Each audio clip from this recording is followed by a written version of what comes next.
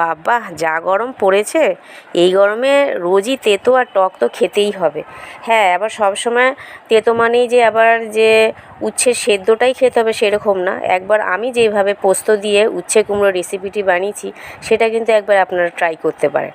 চলুন, প্রথমে কিছুটা পোস্ত একটু শুকনো করে ভেজে নিয়ে তুলে রাখবো। তারপরে ওই কড়াইতেই তেলটা, অল্প তেল দিয়ে তেলটা গরম হয়ে গেলে 1 চামচ নুন আর 1 চামচ হলুদ গুঁড়ো দিয়ে দুটো বড় সাইজের উচ্ছেকে গোল গোল করে কেটে দিয়ে দেবো ভাজার জন্য।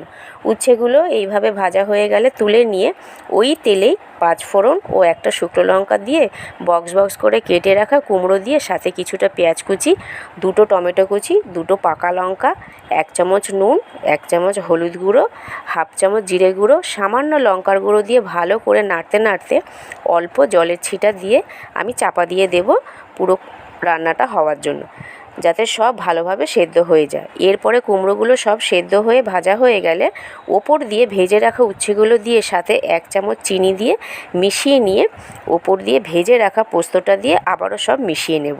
এরপরে একটা প্লেটে ঢেলে নিয়ে ওপর দিয়ে আবারও কিছুটা আমি পোস্ত দিয়ে দেব। তারপরে গরম ভাতে খাবেন, দেখবেন জাস্ট অসাধারণ লাগবে।